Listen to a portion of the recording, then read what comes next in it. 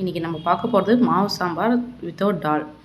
அதுக்கு தேவையான பொருட்கள் வந்து 2 வெங்காயம், 2 தக்காளி, 2 பச்சை மிளகா, கருவேப்பிலை, கொத்தமல்லி. அப்புறமா ஒரு கடாயை எடுத்துகிட்டு எண்ணெயை ஊற்றிட்டு கடுகு, சோம்பு, உளுத்தம்பருப்பு, கடலப்பருப்பு போட்டு ரெண்டுத்தையும் தாளிக்கணும். தாளிப்பு கொடுத்துட்டு உங்களுக்கு எவ்வளோ எண்ணெய் தேவைப்படுதோ அவ்வளோ எண்ணெய் ஊற்றிக்கோங்க. ஊற்றிட்டு நல்லா பொரிஞ்சதும்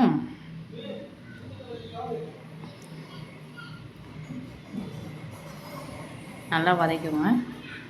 வதக்கிட்டு 2 பச்சை மிளகா, பூண்டு உரித்து வச்சுக்கோங்க. பூண்டு, கருவேப்பிலையும் போட்டு வதக்கிடுங்க.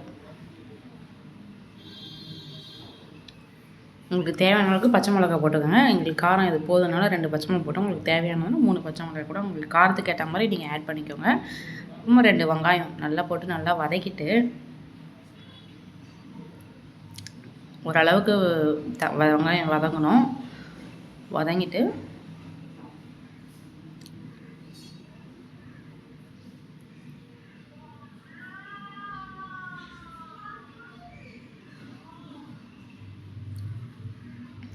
தேவையான அளவுக்கு எண்ணெய் ஊற்றிங்க. எனக்கு எண்ணெய் பத்தலன்ட்டு நான் எண்ணெய் ஊற்றுறேன். அதுக்கு தேவையான அப்புறம் நம்ம அந்த வதங்குற கேப்பில் வந்து நம்ம வந்து 2 உடச்சக்கல்ல ஒரு 3 ஸ்பூன் எடுத்துங்க. தண்ணி ஊற்றி நல்லா கட்டி இல்லாமல் நல்லா கலக்கிக்கோங்க.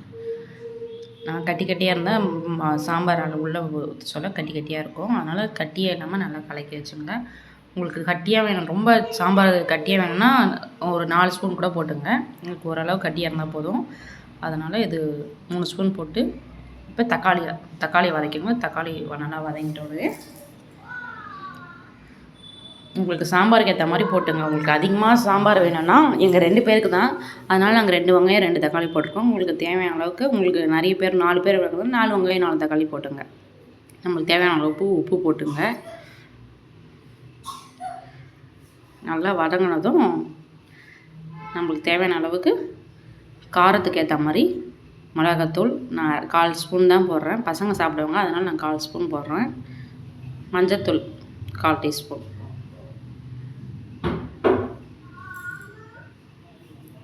தண்ணி தேவையான அளவுக்கு நான் வந்து 2 டம்ளர் தண்ணியை ஊற்றுறேன்.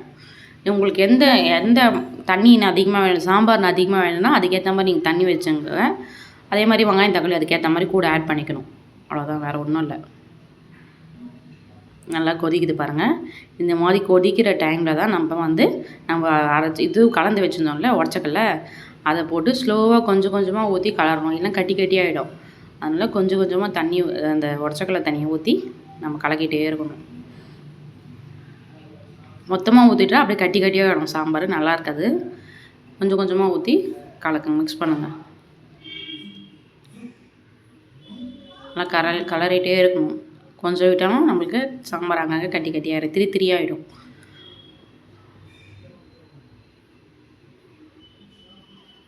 கொஞ்சம் நேரம் கொதிக்க விடணும். நல்லா கொதிக்க விட்டால் கட்டி வரும். நல்லா சாம்பாரை கொதிக்க விட்டால் உங்களுக்கு கட்டி வரதுனால, உங்களுக்கு எப்படி கட்டியாக வேணும்னா நல்லா கொதிக்க விடுங்க. எங்களுக்கு கொஞ்சம் இதுவாக இருக்கும், தண்ணியாக இருக்கும் கொஞ்சம். நாங்கள் வந்து மாவு இருக்குல்ல, நம்ம வீட்டுக்கு இட்லி மாவு அரைப்போம்ல, அந்த இட்லி மாவை கொஞ்சம் லைட்டாக அதிலே கொஞ்சம் தண்ணி மிக்ஸ் பண்ணி கொஞ்சமாக நாங்கள் ஊற்றிக்கிறோம். அப்படியும் பண்ணலாம். உங்களுக்கு ரொம்ப கட்டியாக வேணும்னா உடச்சக்கல்லாம் தனியாக போடுறதா தான் போடலாம். இல்லை மாவு கொஞ்சம் ஆட் பண்ணாலும் ஆட் பண்ணிக்கலாம். நல்லா பாருங்க, நல்லா கொதிச்சிச்சு. கொத்தமல்லி போட்டு அவ்வளோதான், ஆஃப் பண்ணிடலாம். நாங்கள் பெருங்காயம் போட மறந்துட்டோம். நீங்கள் லாஸ்ட்டில் பெருங்காயம் போட்டுங்க.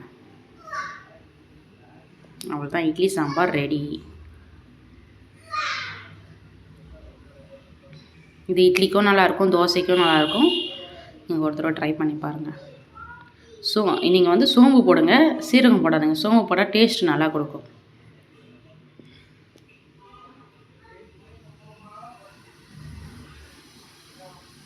என் பசங்க பசியில் இருந்தானுங்க, பாவம் சூடாக வச்சுட்டானுங்க, வாயில் சூடாக இருக்குதுன்னு சொல்கிறானுங்க. அவங்களுக்கு கொஞ்சம் காரமாக வேறு இருக்குது போல்.